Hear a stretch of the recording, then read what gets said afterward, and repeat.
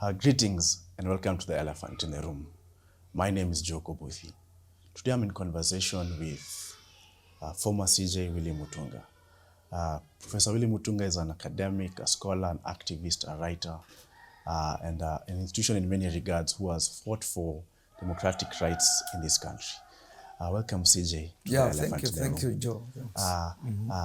To get us started, CJ, a couple of years ago, maybe 10, 15 years ago, you wrote an article and you framed Kenya's political elite as a baronial class. I mean, 15 years down the road, of course, we saw a regime change. 2022 was pitted against hustlers and dynasties. So in many regards, many Kenyans thought it's the end of this baronial class. Yes, that's right. But 4 years down the road, I mean, inflation is on the roof. The economy is doing extremely badly. We haven't yet fixed our debt crisis. A recent survey said at least 1.3 million children are out of school because of the new curriculum and just the, the confusion around it. Our healthcare is collapsing. So my question to start the conversation would be, what does it mean? Do we still have a baronial class, and what does that actually mean? I think that class can be traced to, the British colonialism. Okay, the whole question of the politics of divide and rule. Right. It starts during that particular period. There is also racism. The Calabar, where the Kenya was an apartheid system, and the British started building that kind of thing. You hear like the British got the campers to join the army, telling them, "We are loyal, you're courageous." They got the Luos into police, the Kalenjins into prisons. You see, that division starts during that period. It's the period also when you look at the legico, it starts being very white. Then the Indians are given space, And I think we don't get an African representative until 1944. That was Mathu, I think. Yes, Little Mathu, yes. Yeah, and then there was Ohanga, and then Moi 57, 55. So when you look at how colonialism operated, the way they were also recruiting their successors, okay, whether it's the chiefs, whether it's the guys who went to alliance, okay. So when you look at that, you is basically realize that the class that takes power at independence had actually grown up divisions, and even the elections in '63 or even before that. The ethnic divisions were pretty well drawn, right? So were the religious, divisions, cultural, economic. Because you see, during this period, in some areas like the Rift Valley, the Kuyu areas, and even in places like Kitui, there was recruitment of that particular class that would be loyal to the British. Chiefs, that was another category of people who, like in the case of Kitui, a lot of chiefs just amass huge tracts of land. And the British didn't do anything. They were actually encouraging them, to do that. So that's the background. And it becomes, when you have this battle between the Majimbo and a national government, you see very clearly the big five coming together, not the animals, but, you know, the major, particularly the Luo and the Kikuyu, right? They were the main support of KANU, you know, because Gishuru was the leader of it before Kenyatta came, right? Jaramogi fought very hard for Kenyatta to be released and to, you know, to be the leader, but the politics was always about, you know, divisions, you know, and every community, if they felt that they were not welcome, they just move out. You know, historically, that's what Paul Ngei did. He was in Kanu, you know. He had been detained and whatnot. So he thought he was being marginalized. And so he formed what was called the African People's Party. You know, Mboya used to call it Akamba Pole Pole, but, but he basically asked the campus, you know, to vote for him. And although there were two people who were elected by KANU, it's immobilized, and he became a baron, okay, ethnic leader that way. Jaramogi was, you know, the undisputed leader of this area, right? Within the Kikuyus, then you have also Jomo Kenyatta himself, right? And then the Luyas, you know, and the Kalenjins, you have Moi, which when he started, he got into government. That's how, because the Kalenjins were, and the Luyas, some of them were in Kadu, right? So politics becomes not politics of issues, particularly after KPU is banned, okay? Because KPU was radical, it was raising issues about land, about foreign interests. When you read Jaramogi's Not Yet Uhuru, it's really about the influence of foreign interests in, you know, in Kenya, what he calls invisible, you know, governments. So the only opposition we could say in this country was a people's opposition was KPU, because they pulled out of politics of, you know, division, and they went into, you know, politics of issues, material interests of Kenyans. And so the British built, I mean, that class we call the, you know, the elite, okay? Their accumulation, they owe it to the British, you know, during the colonial period. And when they come to power in 1963, you know, they continue. They come up with institutions like ICDC and others, AFC, Agricultural Finance Corporation. That's how they buy land and, you know, acquire huge tracts of land through that system. So I think we can safely say by independence, the barons, you could identify them. You know, you could say, if you are talking about Luos, it's Jaramogi, it's, you know, Oneko. Mboya was different because he was not wedded to the Luo community as such, the way, you know, Odinga was, right? He was a nationalist. He came from the trade union movement, like Makan Singh and others, right? So even in his own politics, he didn't move in that direction. He was really a city person, and because of trade unionism, he is a guy who spoke Kikamba, Kikuyu, and so forth, right?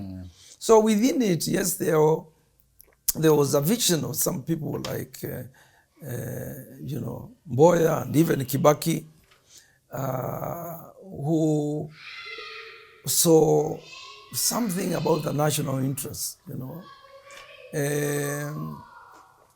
But you see, it's Kibaki, for example, if I remember, he used to be the MP of Bahati. And then he lost to Jal Mbogo. And that was, I think, a warning for him. That's why he went to Othaya. And so the barons go to their, to their community, and so it's that's how our national leadership, our elites, that we have to mention that it's not just, we're not talking about the elite. When you talk about elite in Kenya, we're not talking about just the political, okay? There's the economic, whether you're talking about cartels, powerful people who we don't vote for, but they rule, all right? Because they give money to, particular leaders, and there's also a component from, the religious groups, okay? Joins, it can be very ethnic, okay? And there was that connection, of, religious groups that will support, the particular, barons. And it's still, when you look at it, it's still continues. Then there's a racial aspect, right? You still have in that elite, powerful members from the Asian community, from the British citizens who became Kenyan citizens. They have huge tracts of land, as you know. So the barons, that's basically the history of it. But I think it's explained better in Kiswahili. The Tanzanians, when they talk about elite, right? You get it very clearly, because the way they use wanyonyaji, they use makabaila, sometimes they call them nyang'au. And then in Kiswahili, the classes, there is walalahai, which is basically the ones on top. Walalaheri are the middle class. Walalahoi, of course, the peasants and the workers. But even in Isheng, when we talk about Buddha, we talk about Mudozi. Those are, examples of it. I think there's somebody, a scholar in Kenya, who has called the barons matumbo ya shibi, in Kiswahili, to capture it. So we're talking about people who own land, huge tracts of land. People who have a lot of cash, right? People who have moved into insurance, banking, serious sectors, of the economy. But I think the important link that, as Kenyans, we should always keep in mind is the foreign one. The fact that just as the British system propped them up, educated them, and then made sure they took over power, right? There's still foreign interests that have captured, the elite, and the elite does their, their bidding. Same elite, in my view, gets commissions, protection, from those systems. So what we would call, the barons, or we just call them the elite, or we call them in Kiswahili,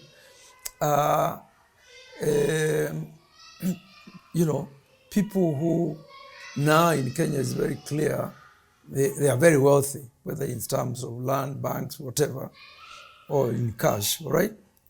They have, they are adept at the politics of division also. You can't underestimate them. You can't, okay? Because they've occupied that, space, and you can see what's going on now. Gachagua and Ruto, if you, Kalonzo, Wamalwa, then the others, whether it's Wetangula, Mudavadi, right? All those individuals are barons in their own communities, and even Ruto himself, when he was talking about dynasties and hustlers, Right. Okay, and to his credit, he captured the imagination of, the people. because of that categorization. Even the left in Kenya has never captured the imagination of the working people the way he did, because he was the dynasties were, of course, the barons. He didn't consider himself, an ethnic baron, the way Moi was, for example. I think he's still probably struggling with the major groups, whether it's Kipsigis and the Nandis. And you remember Moi was trying to expand the Kalenjin, right? To bring in the Samburu and Kamatusa, and the Turkanas. Yes. So that's their politics, basically. And they don't do anything for their communities, if you look at each and every one of them. Kalonzo, who is the Kaba Baron, he's been there since, 85? Nothing. Nothing. He hasn't done anything for people. But because of that ideology, where I'm saying you can't really underestimate how they mobilize. It's 62 years old. It's a script that they have followed since, independence. And as they consolidate that position, they also happen to have a lot of money. They control the machinery of violence, not even the official ones. They have militias, right? As you know. And then they have that, foreign interest as well, which is important. And I think that's what Kenyans have to. That's what we have to understand when we talk about the barons or the elite. Have a very clear class analysis of, the working people, the middle classes, etc. But I think the working people is now broader, because you always hear people, even the middle classes, saying, I have a side hustle because he has opened a bar, on the side.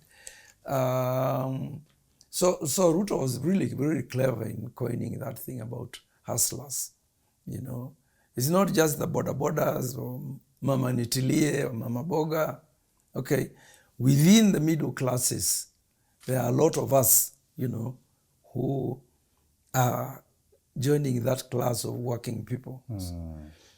Yeah, so that's basically the history of it, and it continues. They occupy the entire political space Right. completely, and they create wars which are not wars. They are collaborations. Yeah. Which brings me Yeah. to my next question, Yeah. CJ, particularly around the Ruto question. Yeah. I mean, as you've rightly said, you've really connected the barons with, these were the men mostly and women, Yeah, men, who were created by the British, during colonial rule, but then cemented post-colonial rule. Yes.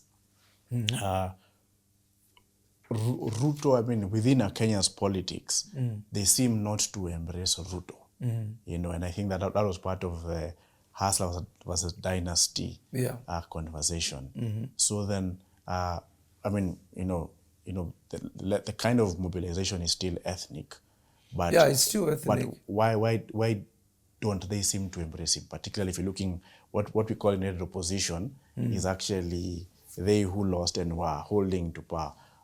Why can't they not embrace him if he's part of them? I think my view is that the elite occupy that space. Right. All right? Right. They have their own contradictions. They must have. All right?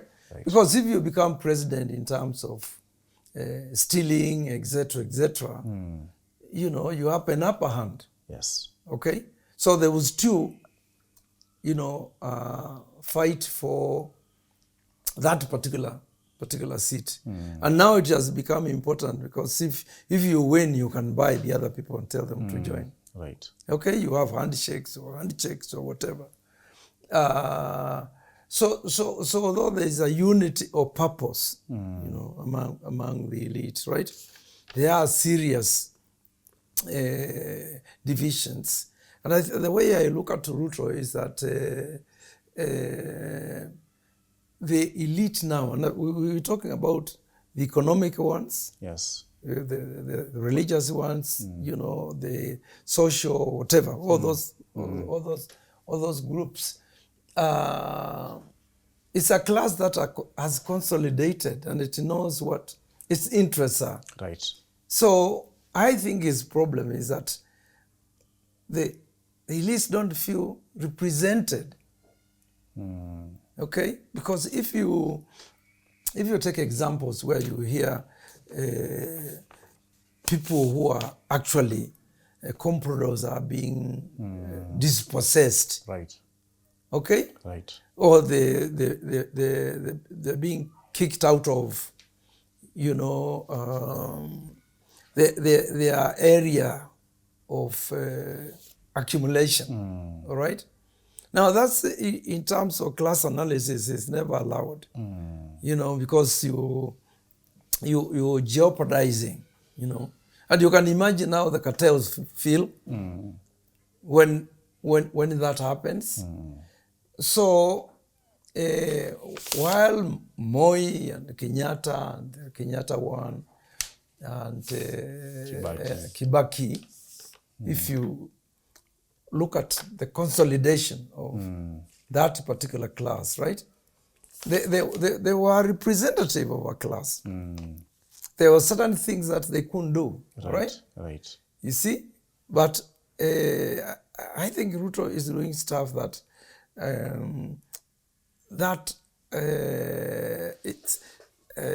it will create problems for maybe people in the bank, people who are in insurance, who have land. Those are the problems that will basically, I think, get him, in trouble. And not to mention also the use of this machinery of violence. Okay, if you look at you track Jomo Kenyatta, for example. Right. Jomo Kenyatta was a lot about successions. The politicians killed each other. Yeah. Road accidents, whatnot, J.M. Kariuki, because of the succession issue. But in terms of their economic pursuits, okay, you didn't get any president who is, trying to dispossess or to buy out somebody who is running a lucrative industry or, or whatever. And the Moi too, Moi detained people, and the Kenyatta also detained people, okay, during that particular period. There were things like the Kisumu massacre that happened, but the Kisumu massacre for me, it was it was ideological and political. Okay, those people who are killed there, about 100 of them, they were just collateral damage, because what Kenyatta wanted was, to completely, get Jaramogi out of the political system, and you could see where his support came from. From the Americans in particular. There's this book by the first American ambassador, William Atwood, which is called The Reds and the Blacks. If you read that book, you see exactly why the Kisumu massacre happened. You see why Pindo was killed. He writes about this is a Cold War, Cold War period. So it's like, when you talk about the Kisumu massacre, it's not just a particular baron going to kill peasants, all right? They were just caught in the crossfire, basically, on that one. But I think things have changed. Even when we were demonstrating against Moi, the whole NCC adventure, it's only one person who died, who was killed at Central Park.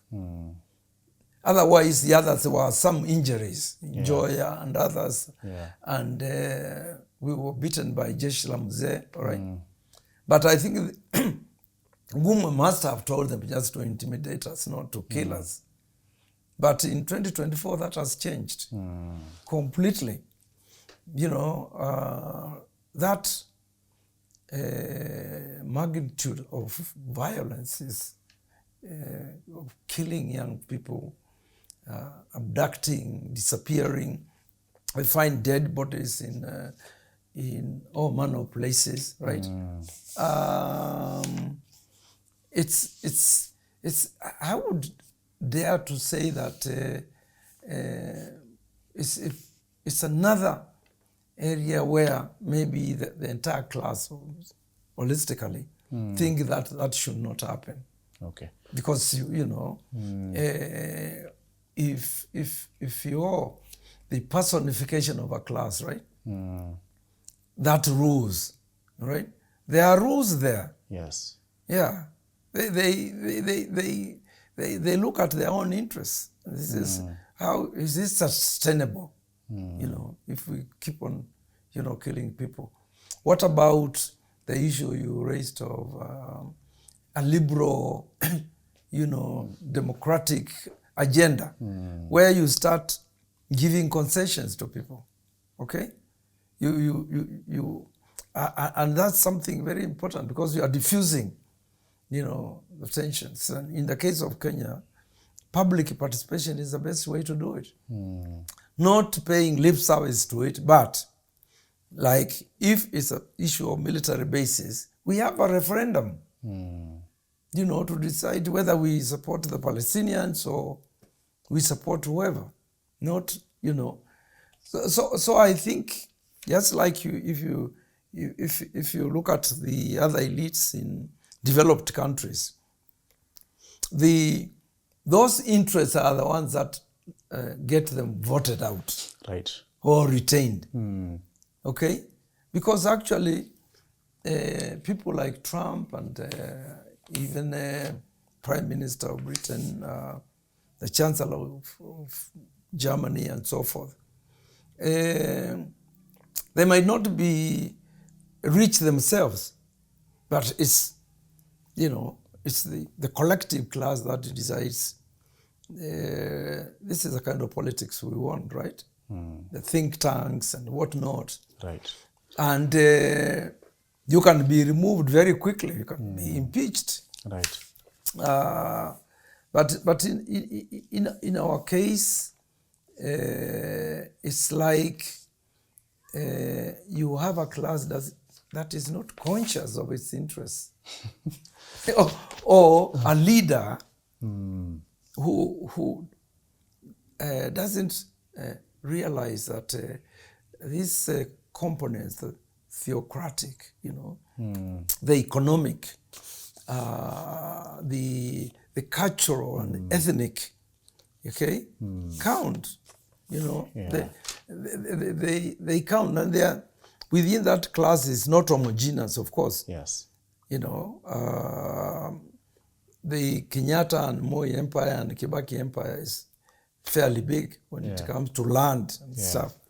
And of course, the British former settlers who are now Kenyans, who are into conservancies and so forth, right? So I can imagine the European ingredient of the elite, okay? Because you see, they came up through the whole thing about independence, all right? Yes. And the British became very good at concessions. Independence was, they saw the movement, the decolonization movement after India succeeded in 1947. That's how I think they very cleverly realized we'll have, locals run, in our own interests, right? So I think the best metaphor for this issue of elite and it's I always borrow that from Malcolm X. Yes. Where you see Kenya as a slave plantation. Yes. Okay, there are few niggers, growing cotton, doing all these hustlers, peasants, whatnot, workers and so forth, and people are unemployed and whatnot. And then you have what you call the house niggers, the ones who are very close to the master, okay, and did the master's bidding. Right. Completely, so I always see Africa like it's a huge slave plantation that is owned by the Chinese, the Europeans, the Japanese, the Americans, the British, and they have, they have a class who have said, okay, you are the ones who is in charge. Right. And of course, that class benefits from it. And they are, as I said, they are not idiots themselves. They know how to, to divide people. That's why the Gen Z, for me, when they came up with their slogan, we are tribeless, leaderless, and we are fearless. My interpretation of it was that whoever, they understood that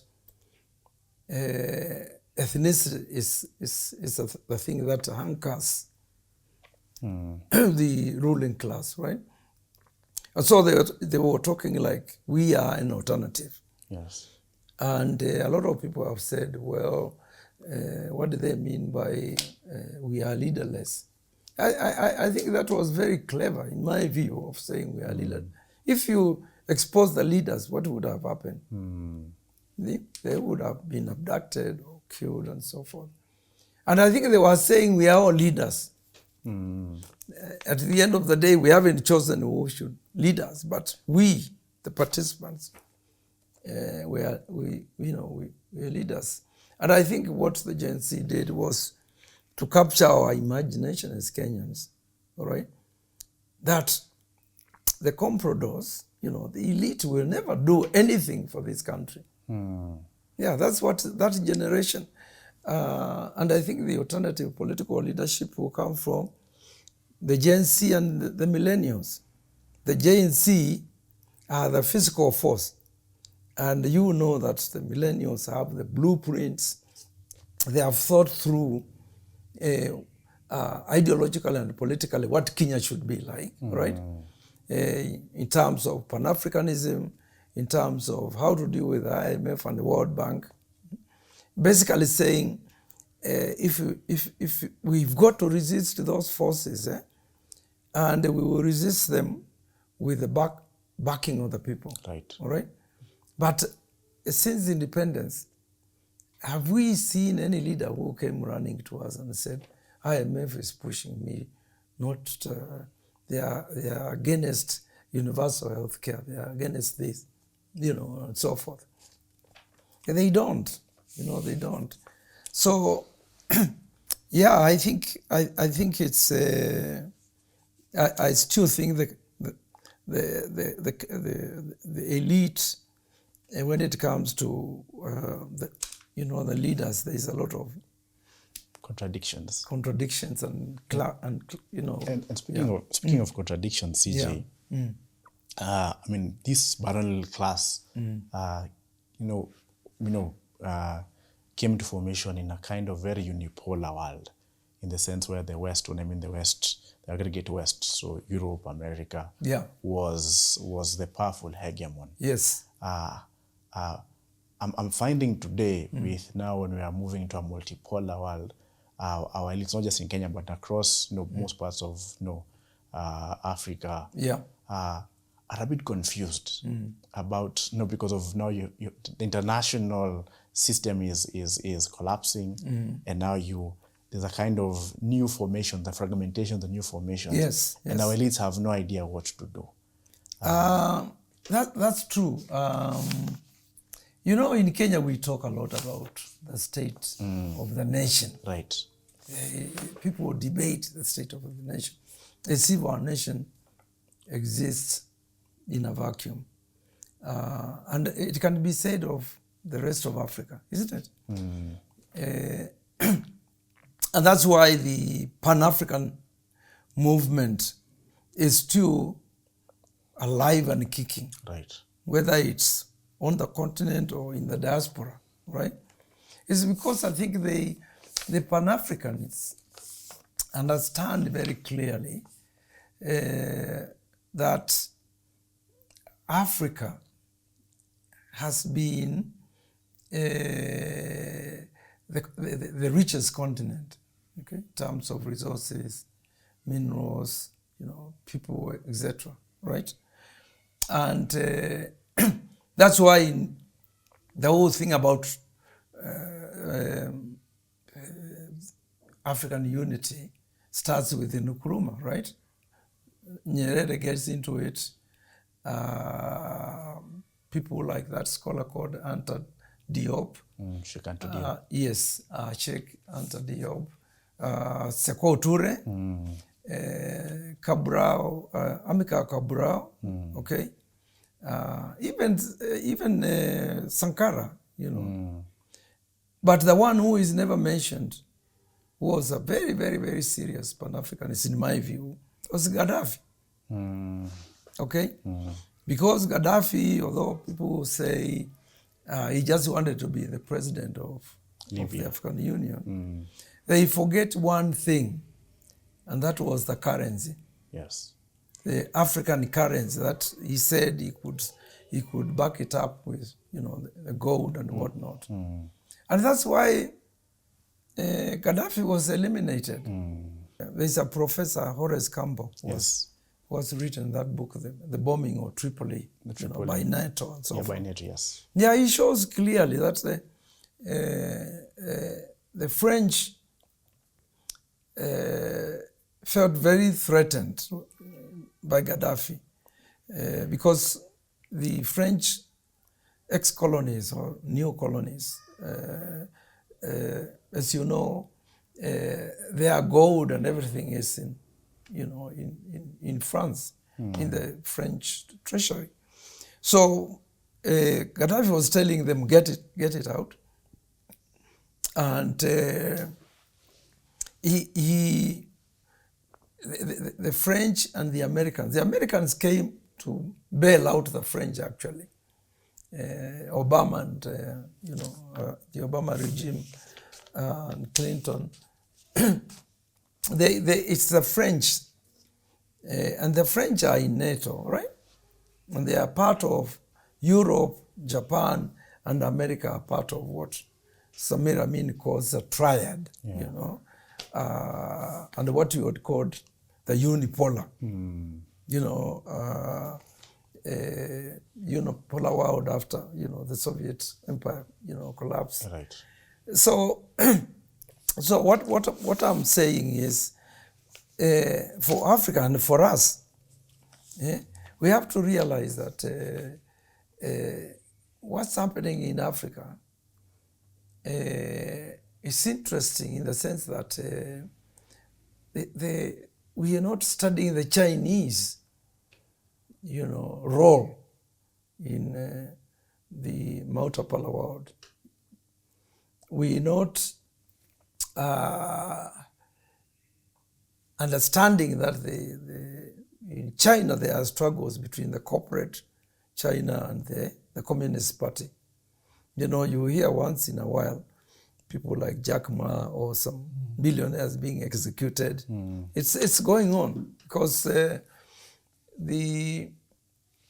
what Deng Xiaoping did was to invite the Chinese in the diaspora, and told them, come and invest. We give you the same perks as the multinationals. That's how there are more billionaires in China than in America. And that struggle, somebody called Vijay Prashad, who, tracks it, very, very, very nicely. But at the moment, of course, it's the Communist Party that has the military, the bureaucrats, membership of 100 million, right? So they are, probably winning that struggle.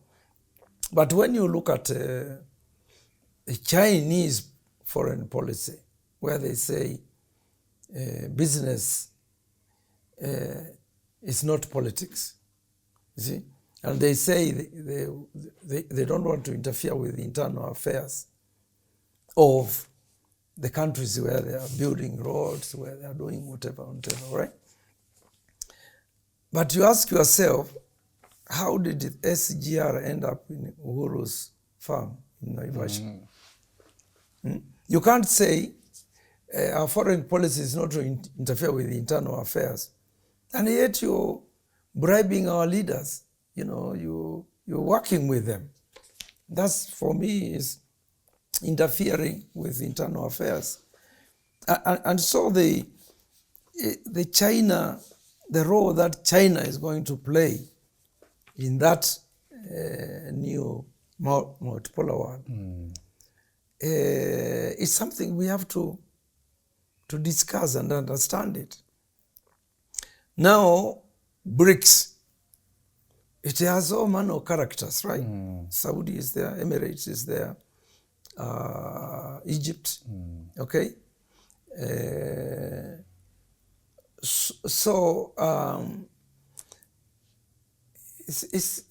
We might have to start thinking about the Berlin Conference of 1844. 1884. 85, right? Because that's how Africa was parceled out. Right. And the Europeans, right, had these colonies and so forth. And this starts ending whatever in 45, right, after the war. But the Americans now emerge as the empire. Yeah, right. But luckily for the world, they were not unipolar, right? There was the Soviet Union. So the rest of the countries went into what was called the non-aligned aligned movement, the Bantu in Bantu 1950, in 1955. So to expand, right? People like Tito, Marshal Tito, didn't want to come under the Soviet Empire. He resisted, he resisted. And when it collapses, of course, we know what happened. Now, the BRICS is interesting in this sense. The Emirates, you know what they are doing in Tanzania and Sudan. Okay? The Chinese, obviously, with that scheme of them having a rail and whatever road from Luanda to Djibouti, it's that road will be carrying what? Timber, minerals for their industries and so forth. So we should start wondering whether if there's going to be another Berlin conference, who will be involved? And in my thinking, it will be Europe. Europe, obviously the usual suspects, that empire of the American empire. China is already in, right? India can also expand, right? Even Brazil, okay, because Brazil is in South America.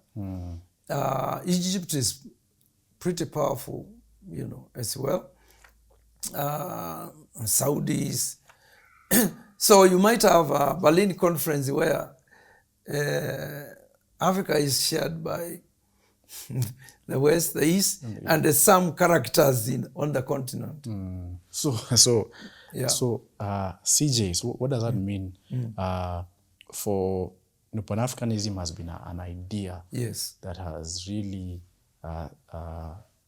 catalyzed in the past, African liberation movements. Yes. Either, the culmination of the independence project, and some the end of slavery in America, in particular in the Americas, both South and North America.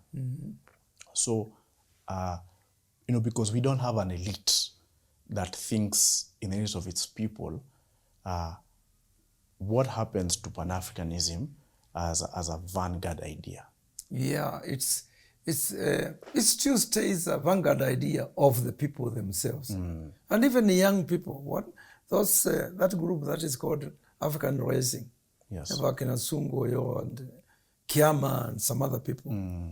So there's still in Africa people to people, solidarities. Maybe weak, but they are there. They're there. Are they strong enough to hold fort? Not now. For a coming second Berlin conference. I mean, recently, you're talking about the Berlin conference, but recently there was this idea called the second equator or something of the sort, where where I think it was the US, where saying the sphere of influence, anything north of the equator is now kind of imaginary that is now being formed.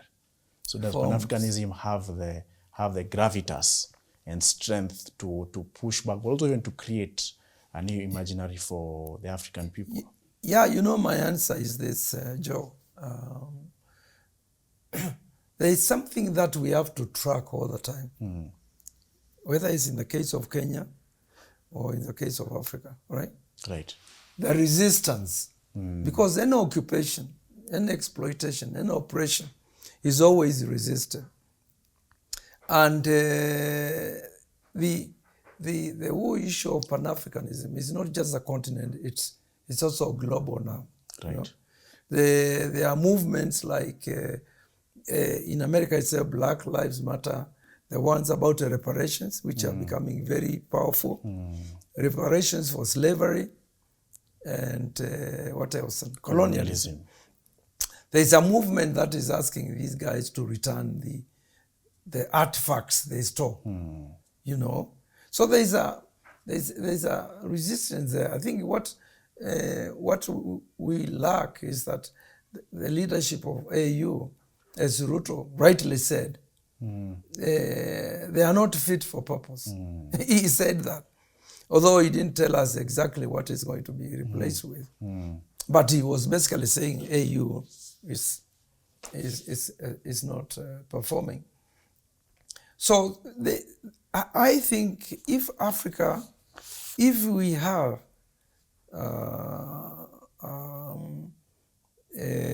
another Berlin conference, the resistance will be different. It will not just be us.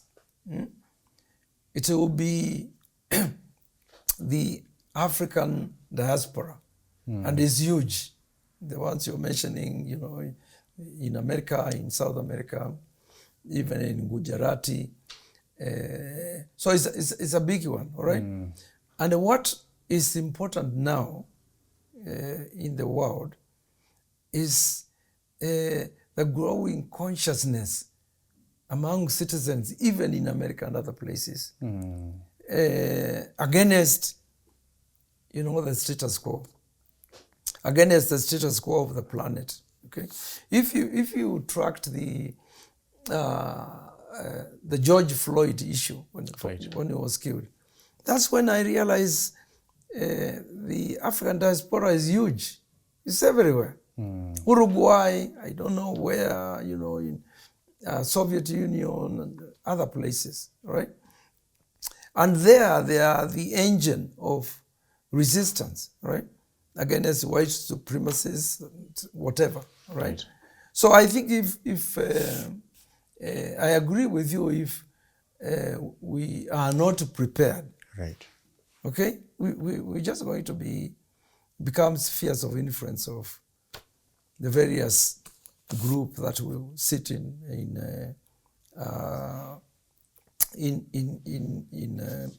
that conference.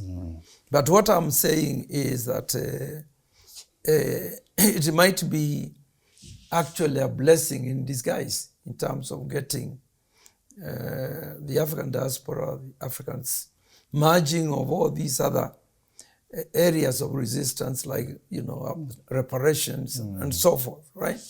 Because that consciousness is important, because it can lead to citizens of the world saying, okay, our enemies are internal and external, okay? So that you get a situation where the American citizenry, the Irish, the Europeans, turn against their leaders as well. So that's something we need to, you know, to watch. But AU will surrender. They've already surrendered. I don't think if there was that thing, I don't think there's I don't know. BRICS has what? South Africa and Egypt and I think Ethiopia, yes. Right? And I hear Museveni has applied, you know, to join. Might be a good idea for all African countries to join BRICS, all of them. Yeah, to avoid, you know, that Berlin conference. Yeah, because if they are in one block, that will say, no. We'll tell the old colonialists, right, this is not going to be, you know, repeated. We are not colonizing people. We're going to do business with them and that kind of thing.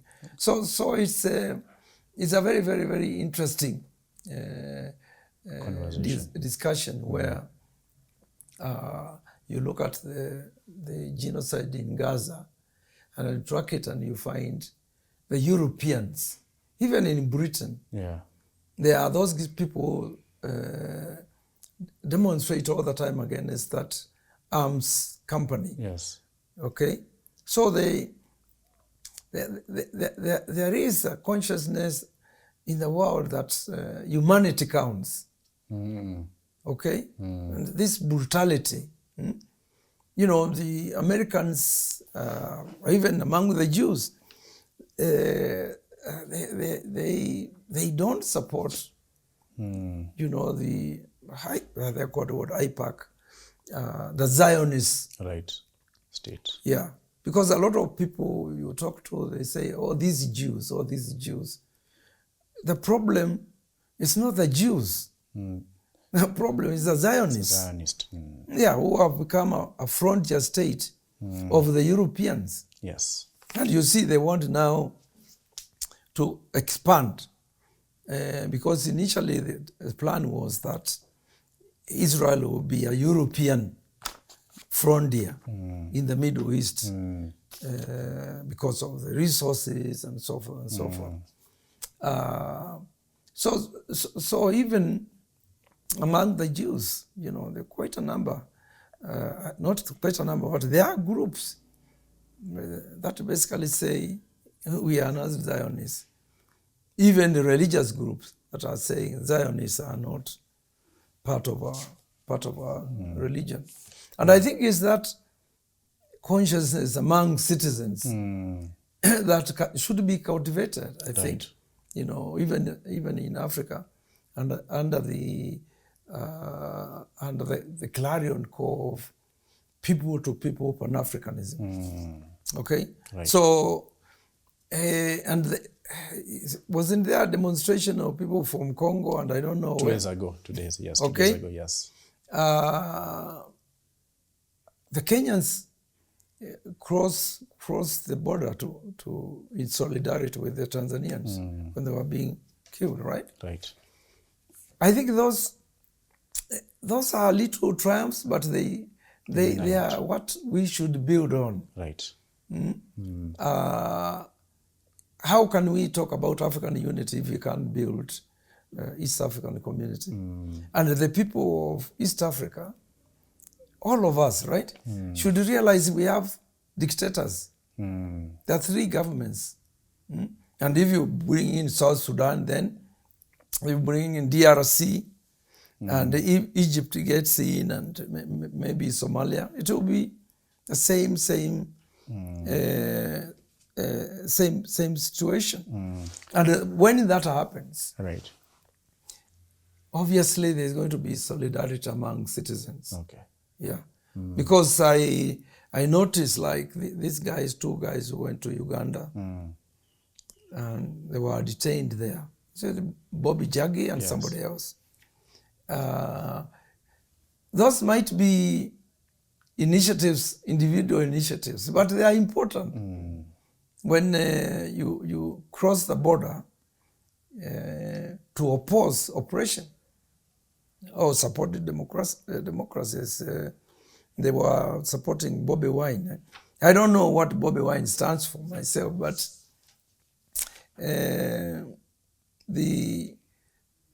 I see people-to-people solidarities, growing. Which brings to the next question that you've come back regionally. The play between constitutionalism here in Kenya. 2010 was a hallmark year, when we promulgated the constitution. But 16 years down the road, we are still not able to. We're not able to have almost unlocked the full potential of the constitution. Of course, because of blowbacks, particularly from our elites. But then how do we now move that conversation, particularly now when you have a critical mass of people who are agitating for its full implementation? Yes. But how then do we also link that up to regionalism? You know, to the extent we're able to reform the colonial state, but also try to create a bigger mass of people within the region to think in a particular way. Yeah, I think the burning political question in Africa, in Kenya, is that question you are raising of, alternative political leadership. People who will be committed to implementing the constitution. Because as Kibwana says that, on the 27th of, was it August, right? Right. 2010. Yes. We birthed this beautiful baby called the Constitution. But we immediately handed it over to child traffickers. Yeah. So we were sure that the kid will not be,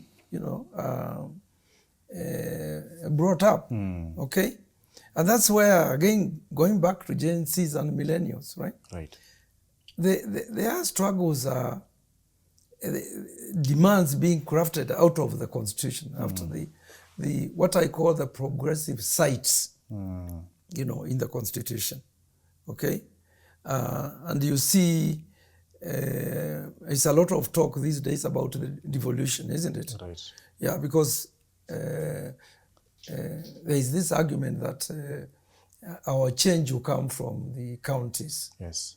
Okay, from the young people who become MCAs and they are not for sale and they represent their own people, and then they can, come up with actually a county, inter-county political party.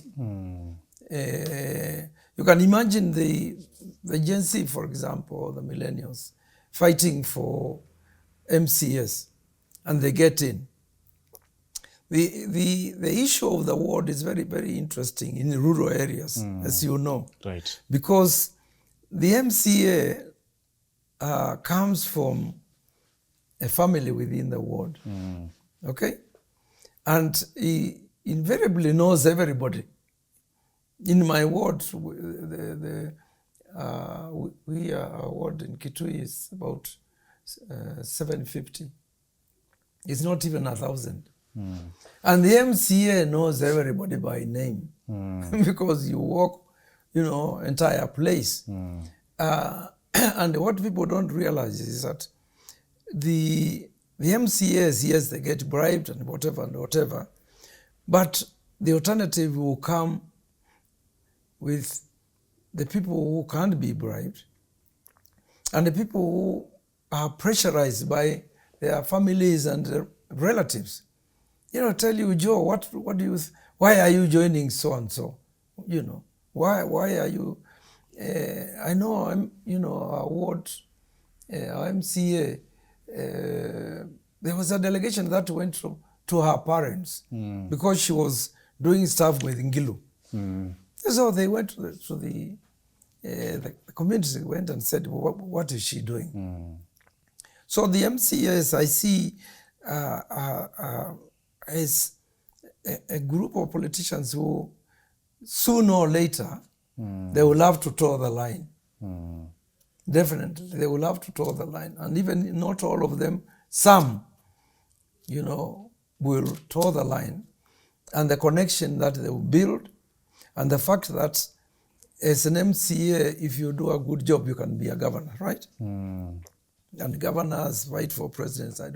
But I see the counties becoming very, very, very important because of what the Constitution says about them. Okay, equitable distribution of resources, equitable distribution of political power. Okay, so at the moment, counties are just given salaries. During Kibaki and Raila, they got development funds. So it's like Mao used to say. Maybe you surround the cities. So it's possible that that's where the alternative political leadership will come from. And if it's committed to implementing the Constitution, can you imagine what would happen if they just focused on Article 43 of the Constitution? And yes, and say we are going to give people water, we're going to give them food, we're going to education, health. Okay, and security. Because we don't have security. Right. Okay, and any government that cannot secure your security and the security of your property, even if it's minimal, they have no legitimacy to rule. Right. They don't have. So I think even for the rest of Africa, the burning political question is how are we going to get this alternative political leadership that is not going to steal from us, is not going to waste our resources, it has the courage to stand up and challenge, foreign interests. And it's able to use military force, the machinery of violence to kill us. Okay, it's possible. I think it's that's the only way we have movement in the sense that when we talk about reform, there are two types of reforms.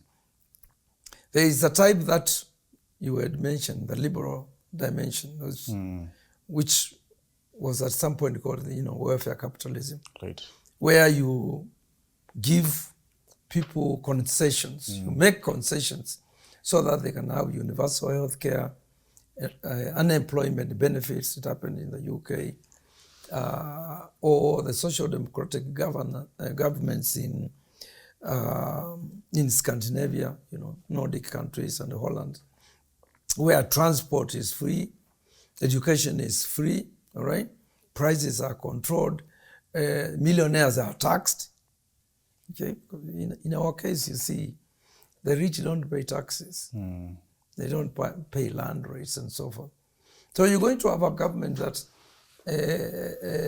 can just use the constitution to start building, okay? And those are the governments that will go on and be more radical, in my view, when they start. Take, for example, a government that comes in and says there is a Dongo report. Dongo land report. Yes, of illegally acquired lands. Yes. They map where those lands are. Okay? And if there is land in Siaya, Right. okay, you work with the county government to make sure to see what happens to that land. Right. And they can be given to people to cultivate. Don't give them title deeds because they might sell, but for use. Okay? So you look for, the county would know those people who are landless. And you start, resettling them and so forth. And that's one beginning. The other thing is, under the constitutions, we can acquire land compulsorily. Okay? But a lot of people say, oh, that's difficult because you pay compensation, just and prompt and so forth. But under international law, which is also part of our constitution, there is paying compensation through what is called historical costs. I come to you and say, Joe, okay, say you're British. Right. You say, how did you acquire this land? Everybody knows that the British stole those lands. Right. They never paid anything. And when they left, they sold, to us. So the historical costs are about this, where we say, if it's Delamere, you didn't pay, this land was stolen, right? You have used it for 129 years. We are going to take that into account because, of course, you benefited from it. And if it's somebody, an African who basically grabbed land, those who grabbed it also, they shouldn't expect to be paid, compensation.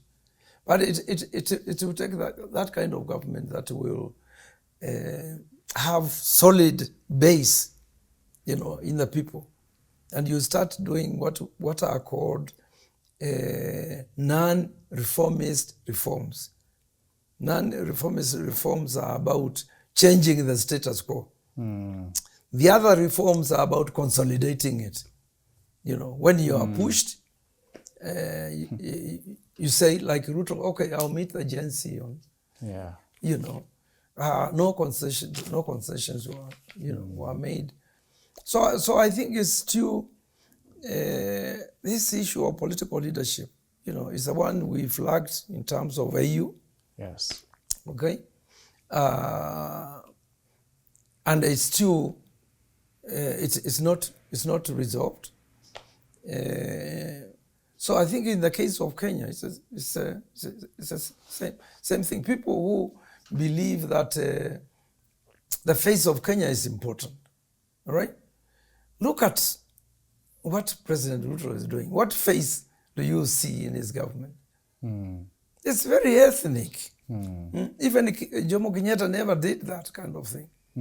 His government, you see, when Kadu joined, they had ministers in Coast, Luya Land, in Nyanza, wherever, and in Mukambani, right?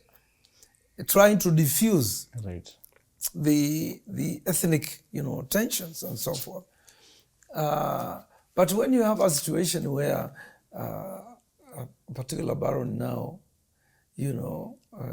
just looks to the ethnic group,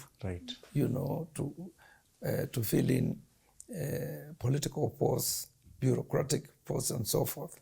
Okay, that's a glaring example of what we were discussing earlier, that the entire class doesn't approve of something like that. Yeah, because the next one will come and do the same thing. Okay, and the other thing, of course, I think about alternative political leadership, is they will recruit the very best. Why do we always get people who are dimwits and you ask them to run ministries and so forth? Yeah, and Kenya has great economies and people out there. Right.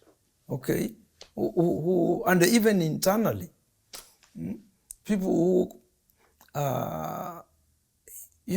I can give you the example of John Kithongo, right? When he was appointed as the PS ethics, because of his work with Transparency International, all right? A lot of us who are in civil society, we moved there, to help him, because we know what he was about, right? And he pushed as much as he could, When he realized that these guys are going to kill him or whatever, he took off, right? But that's a great history of people are appointed because they know what is to be done. For example, if you appointed Okoit Mutata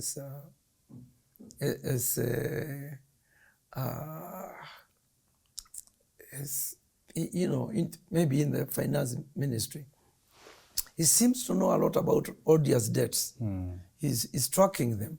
He's challenging IMF, using very powerful arguments of saying, you guys pontificate about democracy, the rule of law, and yet you don't respect our constitution, which says if you are negotiating a trade agreement with Kenya, there has to be public participation.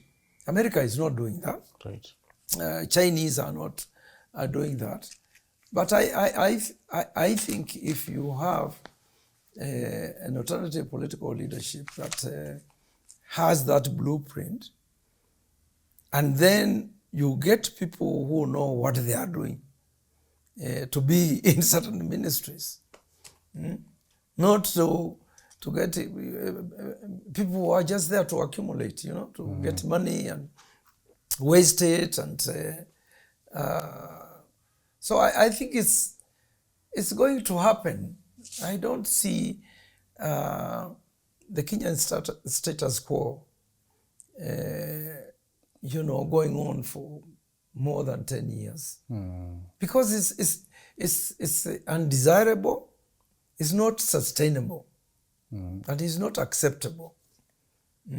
The mistakes that are being made, whether it's killing people, whether it's the corruption itself, the wastage, public assets being just sold or whatever, it's not sustainable. It's not. CJ, my final question before we Yes. conclude this conversation is that there's also been growing sentiments where people are beginning to realize that the law is not enough to contain Kenya's baronial class. In Europe, to contain their kings, kings were killed. They were beheaded. Yes. Their families were, poisoned, thrown into the water. Yeah. So my question, they were dispossessed. and they're dispossessed of their properties and land.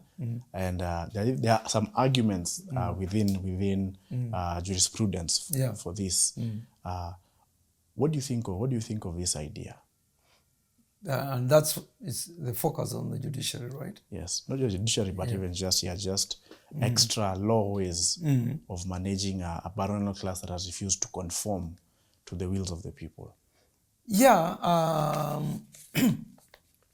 Again, that question falls squarely in the implementation of the Constitution. Right. Because our Constitution is one of the most, progressive constitution, transformative. When you look at how transformation is going to take place. If you take the example of, religion. Right. You can see our Constitution has decreed equity and equality of all faiths. Right. And the religions. Right. And even if you are Harrison Mumia, who is the president of the atheists, you're still protected, right? And the most important thing is our Constitution protects traditional religions now. Right. And those are the ones that were called satanic. Yeah. And Christians and Muslims trying to convert us, because and customary law, it's back, right? Yeah. African justice systems, are back and so forth. So is that implementation I see as important, and even in terms of jurisprudence. Our Constitution is the only Constitution I know that has a theory of its interpretation. Okay? And that's something that was supported by the Supreme Court during the digital migration case, you remember? The one where the communications authority has given licenses to Chinese. Right. So the judiciary then becomes, and it's not just the judiciary in my view, it's the institutions. Okay? If you remember, during Kibaki and Raila, those institutions were strong. Kenya National Human Rights Commission. She had people like Helef, Tirop, Maina Kiai, and others. And IPOA was powerful. Okay? Which else? The Auditor General. You had people like Eddie Oko. Okay? So those particular institutions, and even the commissions that are under Chapter 15, if they have independence and integrity, all right, there's a lot that can be done. But now what we have, the only institution that stands between us and dictatorship, is the judiciary. Right. Because sometimes you find judges who have made fantastic decisions, right? But the judiciary itself, it's its worst enemy. It has serious divisions, ethnic, religious, and that weakens it, all right? And then, of course, the issue of corruption. Right. It's also costing them people's following. And then you also get, like, among the magistracy, right? There are a lot of people there who second guess the class, the elite. These magistrates who, when people are charged, they say they are going to reserve a ruling for 3 days. And then you are told, okay, Joe, you go to Central Police Station. Central Police Station where people are being killed, right? So there is Or somebody from Kibera, and you tell them they should raise a cash bill of 5,000. It's not possible. You're just sending them to prison. So the judiciary has gone through what was called radical surgery during Kiraito's time. Then the constitution came up with a vetting of judges who are employed and the judicial officers employed before the promulgation of the constitution. And somewhere has to go. So the judiciary hasn't become an institution, and that has been the victory of the elites, right? Yeah. Because you see, the judiciary has a history of being an appendage of the state. The state, yes. Yeah. During the colonial period, it was a department in AG's office. Yes. And you remember during the independence, the judiciary was white at top, brown in the middle, and at the bottom was black. Yeah. And it took time. It took people like Lee Muthoga, Amos Wako, when they were in the Law Society, to push.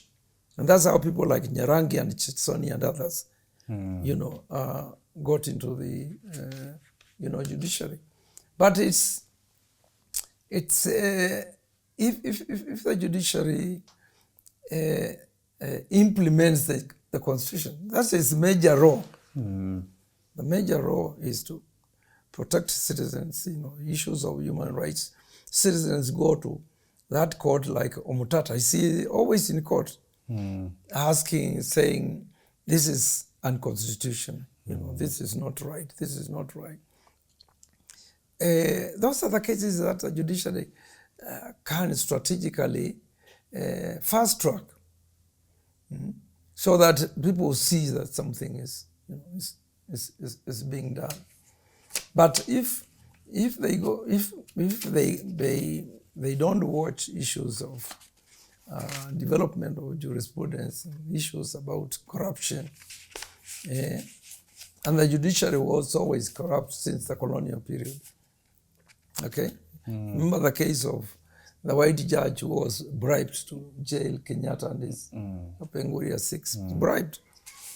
But it's the only institution that is left standing between the dictatorship and the people.